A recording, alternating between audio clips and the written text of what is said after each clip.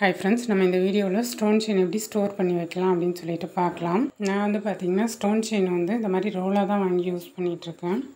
ரோலா வாங்குனாலும் சரி, மீட்டர் கணக்குல வாங்குனாலும் சரி, நம்ம வந்து அதை கரெக்ட்டா ஸ்டோர் பண்ணி வைக்கல அப்படினா நமக்கு சீக்கிரமே வந்து அது கருத்து போய்டும்.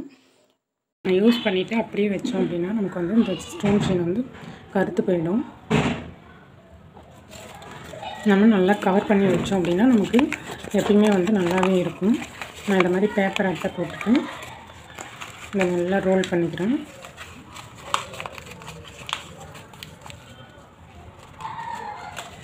இந்த ஸ்டோன்ஸ் எல்லாம் வெளியே வராமல் பார்த்துக்கணும். ஏன்னா நமக்கு காற்று பட்டதுன்னா கருத்து போயிடும். பார்த்தீங்கன்னா ஒரு ரோல் வந்து நான் பேப்பரை வச்சு சுற்றிட்டேன். திரும்ப அடுத்ததும்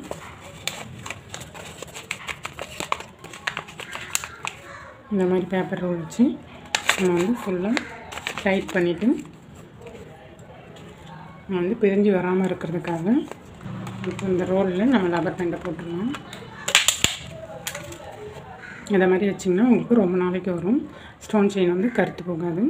இதுவே வந்து நீங்கள் மீட்டர் கணக்கில் வாங்கினீங்க அப்படின்னா நம்ம காற்று போகாமல் ஒரு ஜிப் கவரில் போட்டு லாக் பண்ணி வச்சிட்டிங்க அப்படின்னா உங்களுக்கு வந்து ரொம்ப நல்லாயிருக்கும்.